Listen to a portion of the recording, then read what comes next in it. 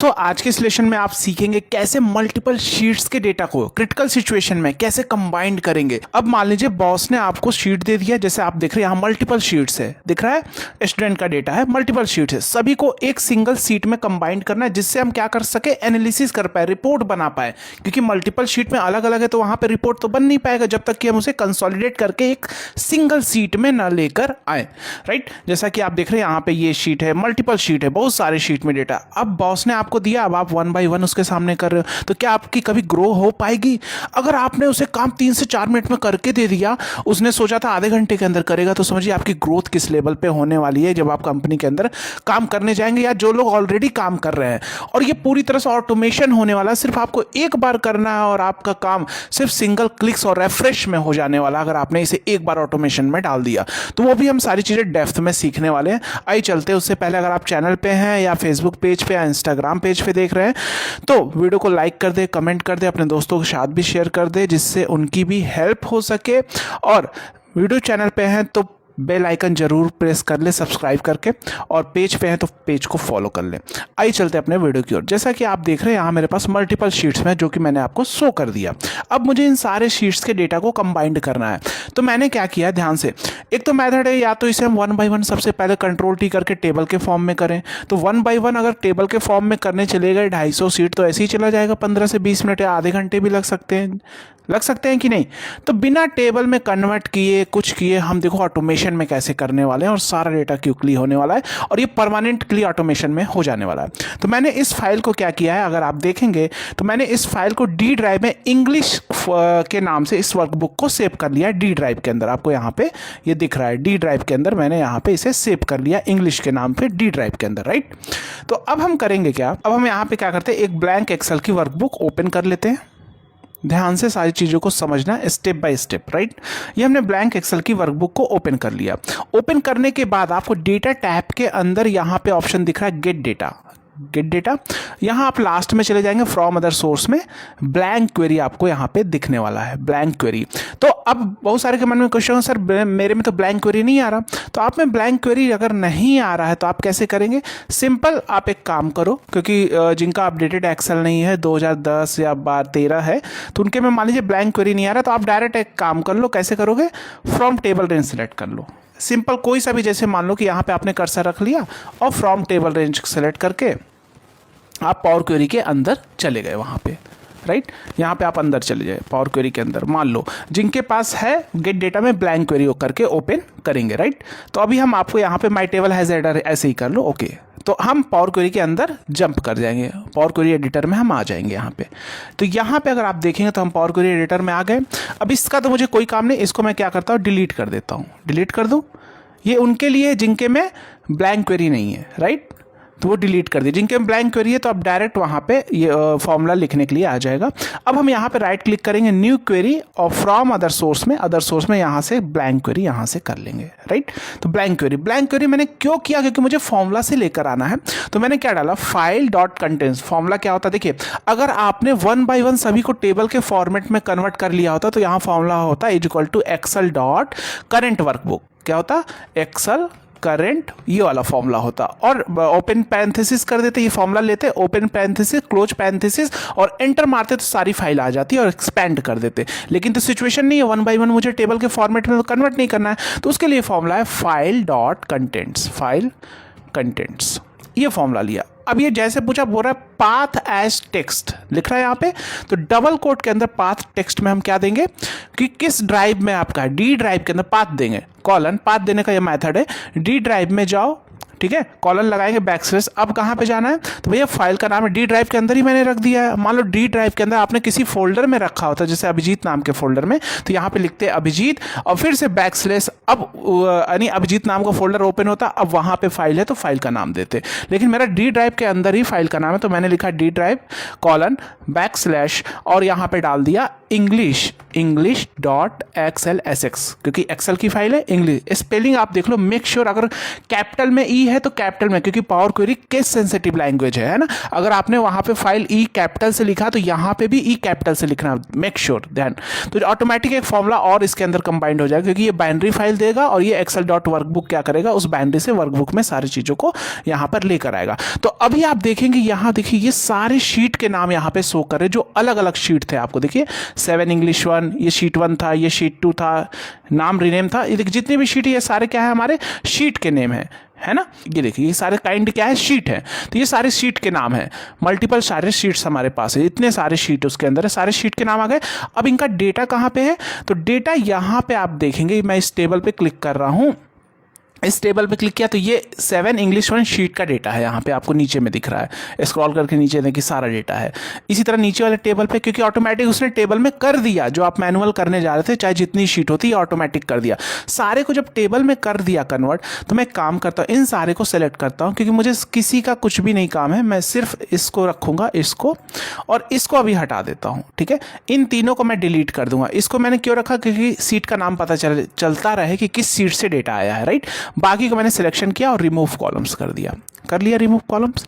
अब हमने क्या किया, यहाँ पे क्लिक किया और यहाँ पे सारे कॉलम के नेम आ रहे, जितने इतने बहुत सारे कॉलम है, एक्स्ट्रा कॉलम भी आ रहे, ठीक है। इसको use original column name as prefix से अनटिक कर दिया, क्योंकि जो कॉलम का ओरिजिनल नेम है वही आए। ओके, जस्ट ओके कर दिया। तो अभी आप देखेंगे सारा कुछ, थोड़ा छोटा कर लेता हूँ, एक्सपैंड हो चुका है। अभी आप यहाँ पे मैं जाऊँगा, सबसे इधर जाऊँगा, जो एक्स्ट्रा कॉलम आ रहे हैं मैं उसको डिलीट कर दूंगा। यहाँ पे ये देखिए ये क्या है, ये देखिए सारे इंग्लिश 7 4 शीट का नाम है, सारे शीट का नाम आपको यहाँ पे शो कर रहे हैं। आप यहाँ पे ध्यान से देखेंगे, इंग्लिश 5 है, फिर नीचे इंग्लिश शीट यानी अगली शीट आ गई, इंग्लिश 7 अगली शीट आ गई, देखो इंग्लिश 8 1 आ गया, G8 का, यानी 8 क्लास है, 7 और 8 क्लास का डेटा है। तो ये अलग अलग शीट यहाँ मुझे पता चल रहा है कि इस सीट का डेटा है। तो यहाँ पे अगर हम देखेंगे ध्यान से, मैं इसको छोटा कर रहा हूँ, थोड़ा इधर जा रहा हूँ, तो यहाँ पे अगर आप देखेंगे तो मेरे पास सिर्फ कितने कॉलम में डेटा, देखिए ये कॉलम 4 किसका है, हेडर है, डेट ऑफ बर्थ का, राइट। तो यहाँ पे और नीचे आ रहा, और नीचे आ रहा, सभी डेट ऑफ बर्थ यहाँ पे भी आ रहा है, यानी ये डेट ऑफ बर्थ का ही कॉलम है, ये हमारा क्या है, डेट ऑफ बर्थ का ही कॉलम है। और यहाँ पे भी देख लेता हूँ, सभी सेम कॉलम में आ रहे हैं। अगर आप एकेडमिक हाउस, यहाँ भी एकेडमिक हाउस का ही ग्रेड का है, G7 एंड G8 G7, यानी पक्का ये सेम कॉलम है। ये दोनों हाउस, ये भी हाउस का ही है, पता चल रहा है। ये जेंडर, यानी जेंडर का नीचे जेंडर, ये दूसरे शीट का डेटा आने लगा। देखो यहाँ पे आप जाओगे तो ये देखो क्या हो गया, इंग्लिश 2 1 था, यहाँ 2 और 2 में भी आप देखोगे जेंडर ही आ रहा है। दैट मीन्स ये जेंडर का कॉलम, जेंडर के नीचे ही डेटा आ रहा है, जेंडर के ही नीचे डेटा आ रहा है, राइट। तो यहाँ पे जेंडर तक ही है, बाकी सारे कॉलम देखिए नल आ रहे हैं, यानी अनवांटेड है, कोई भी यूज है, इसमें कोई भी डेटा नहीं आ रहा। आप देख रहे हैं यहाँ पे तो नल है। तो मैं क्या करूँगा, 12 से हमारे सारे डेटा कोई काम के नहीं है, यानी एक देखा जाए तो अनवांटेड कॉलम है, कुछ भी नहीं। मैं सभी को सिलेक्ट कर लेता हूँ और मैं यहाँ पे इसको थोड़ा छोटा कर लेता हूँ, यहाँ पे इधर जाने के लिए इन सारे को सिलेक्शन किया, राइट क्लिक किया और रिमूव कॉलम्स कर दिया, राइट। ये भी कॉलम मेरे पास क्या हो गया, रिमूव हो गए। अब मेरे पास सबसे बड़ा चैलेंज क्या है, ध्यान से समझना। जब हम पावर क्वेरी में चीज़ों को करते हैं फिक्स, तो हमें एक एक स्टेप को ध्यान से देखना होता है कि कैसे हम फिक्स करें, राइट। देखो मैं यहाँ सारा यूज़र इंटरफेस यूज़ करके कर रहा हूँ, राइट क्लिक करके क्लिक, लेकिन मैं ये कोडिंग भी लिख सकता हूँ, राइट। यहाँ पे आप व्यू पे जाएंगे तो जितने आप स्टेप लेते जा रहे हो वो सारे स्टेप ऑटोमेटिक इसके अंदर आते जा रहे हैं। इसी को बोलते हैं एम लैंग्वेज, एम कोडिंग। और एम कोडिंग आपको सीखना नहीं होता, एम कोडिंग सीखने के लिए आपको एम फंक्शन आना चाहिए। और ये स्टेप कैसे लिखे जाते हैं, बड़ा इजी मेथड है। अगर आप सीखेंगे तो काफ़ी आप पावर क्वेरी में काफ़ी विदाउट वीवीए, जिससे वीवीए में जितना ज़्यादा टाइम लगने वाला था उससे बहुत ही कम समय में आप अपने काम को ऑटोमेशन में डाल सकते हैं, राइट।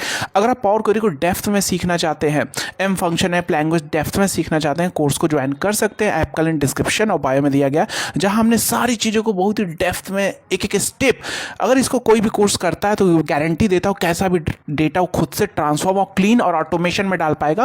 और क्लाइंट के काम को भी एज अ फ्रीलांसिंग आप काम करके ऑटोमेशन में डाल के अच्छी खासी रेवेन्यू जनरेट कर सकते हैं। तो आपको पहले अपने स्किल को इन्हेंस कर रहा होगा। अगर आप सीखना चाहते हैं तो ऐप का लिंक डिस्क्रिप्शन बायो में। कोर्स का एक्सेस लाइफ टाइम है, कंटेंट इसके अंदर लाइफ टाइम ऐड होते रहेंगे। कोर्स को लैपटॉप ऐप दोनों जगह एक्सेस कर पाएंगे, या आप यहाँ पे वेबसाइट भी लिंक डिस्क्रिप्शन में मिलेगा, lmacs.courses आपको यहाँ पे टाइप करना है। तो यहाँ पे आपको हमारे ढेर सारे कोर्सेज दिखने वाले हैं, power BI, VBA, data analysis, M code, M function, power query, सारे कोर्स आप जाके चेकआउट कर सकते हैं, सारे लाइफ टाइम एक्सेस के साथ। एक बार वीडियो को डाउनलोड कर लिया, दोबारा इंटरनेट की भी जरूरत नहीं है देखने को। लैपटॉप ऐप दोनों जगह आप कंटेंट को क्या एक्सेस कर सकते हैं। लाइफ टाइम एक्सेस है, कंटेंट लाइफ टाइम ऐड होता रहेगा। चैट सपोर्ट, कम्युनिटी सपोर्ट, जहाँ आप अपने डाउट सॉल्व करेंगे। कोर्स रियल टाइम क्वेरी के ऊपर डिजाइन है, ध्यान से समझना। सबसे बड़ी चीज क्या होती है कि रियल टाइम क्वेरी जो कंपनी में काम हो रहे हैं उस बेस पे कोर्स डिजाइन है, तो आपका पैसा वर्थ जाने वाला है जो आप लगाने वाले, राइट। तो सबसे पहला हम यहाँ पे देख रहे हैं कि हेडर नहीं आ रहा, तो हेडर मेरा यही ऊपर वाला ही सब में हेडर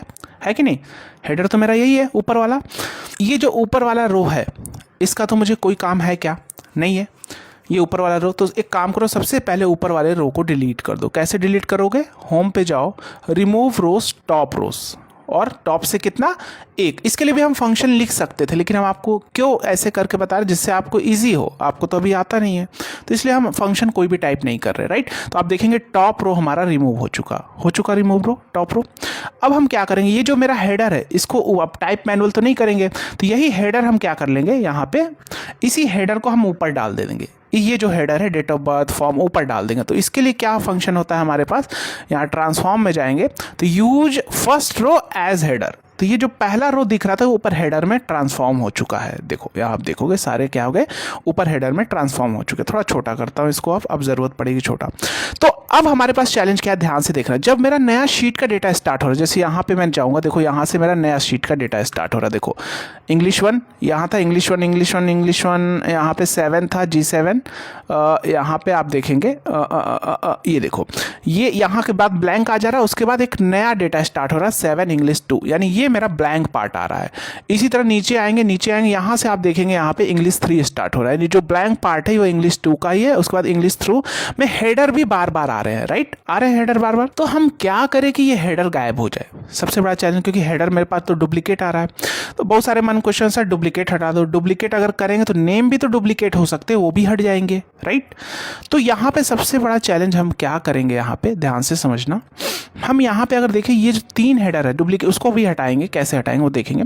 ये जो 3 हेडर इसी के सामने सबका ब्लैंक आ रहा है। आप देखो ये जैसे यहाँ पे है, यहाँ से नल स्टार्ट हो रहा है, तो ये सारे क्या है, ये भी नल फिल्टर हो जाएंगे। तो हम यहाँ पे फिल्टर सेलेक्ट कर लेंगे। क्या कर लेंगे, नल को छोड़ देंगे। भैया नल को छोड़ के बाकी सारे आ जाओ। तो ये तो हट गया भैया, नल मेरे पास हट गए। जब नल चले गए मेरे पास ब्लैंक वाले, तो अब मेरे पास क्या रिपीट हो रहा होगा, ध्यान से देखना। सरनेम फोरनेम बार बार रिपीट हो रहा होगा सभी के लिए, राइट, क्योंकि ये मेरा दूसरी शीट का डेटा स्टार्ट हो रहा है। देखो 5 था तो इंग्लिश 6 हो रहा है, तो यानी दूसरी शीट का डेटा जा रहा है। तो हेडर तो सब में आ रहा है। तो यहाँ पे हम क्या कर लेंगे, इस हेडर को हटाने के लिए हम सिंपल क्या करेंगे, भाई डुप्लीकेट है, इस सरनेम को सरनेम ले सकते हैं, या यहाँ पे अगर आप देखेंगे यहाँ पे फोरनेम सरनेम यहाँ से सिलेक्ट कर सकते हैं। यहाँ सिलेक्ट करेंगे तो सरनेम, उसको छोड़ देंगे तो टेबल डॉट सेलेक्ट रो फंक्शन चलता है इसके लिए, और नॉट इक्वल टू सरनेम, ठीक है, ये फंक्शन होता है इसका। तो हम फंक्शन ये ऑटोमेटिक आपका कर देगा जो आप यहाँ पे एक्शन लेंगे। तो हम देख लेते हैं सरनेम कहाँ पे है, MNS PQRS, राइट, तो उसको अनटिक कर देंगे, PQRS। तो यहाँ पे ये सरनेम है, इसको अनटिक, जैसे अनटिक किया तो ऑटोमेटिक उसके सामने वाला भी तो रिकॉर्ड हट जाएगा, जो सामने वाला रो सरनेम वो भी तो हट जाएगा, क्योंकि उसी के सामने फोरनेम डेट ऑफ बर्थ जो सारी चीज़ें सिंपल हट गया। अब आप देखेंगे कहीं भी सरनेम नहीं आ रहा है और आपका डेटा प्रॉपर कंबाइंड हो चुका है। सिंपल कहाँ पे गए, होम पे गए, क्लोज एंड लोड कर दिया, सिंपल। अब ये पूरी तरह से ऑटोमेशन है। मान लो, अब एक चीज़ ध्यान से देखना, मान लो कि कल को डेटा, जैसे आप यहाँ पे देखोगे ये पूरा आपका डेटा यहाँ के सामने आ चुका है, राइट। इसको मैं थोड़ा बड़ा कर लेता हूँ। तो यहाँ आपका डेटा देखो सारा कंबाइंड, सारे सीट का डेटा 263 डेटा था उसके अंदर, आप चेकआउट भी करना। सारे शीट का डेटा 1 2 3 4 यानी 7 और 8 कक्षा का सारा डेटा कंबाइंड हो चुका है। अब कल को मान लो कि D ड्राइव में यहाँ पे अब ऑटोमेशन भी है। ऑटोमेशन कैसे है, मान लो कि अभी देखो यहाँ पे एक आपको दिखाता हूँ करके कि है कि नहीं ऑटोमेशन। G8 इंग्लिश 7 G8 है ना, इंग्लिश 7 G8। तो मैं यहाँ पे क्या करता हूँ, इस इंग्लिश को ओपन करता हूँ। कल को इसमें न्यू शीट ऐड होती है, मान लो यार नया डेटा आप एक्सपोर्ट करते हैं, सिंपल वहीं पे डाल दो, फाइल का नाम सिर्फ इंग्लिश कर देना।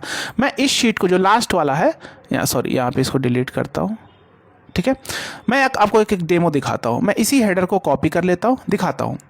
यहाँ पे इसको मैंने हेडर को डाल दिया, इस हेडर को डाल दिया, और इसका नाम जो मैंने रख दिया, क्या रख दिया, मान लो नाम रख दिया अभिजीत, इस शीट का नाम रख दिया अभिजीत।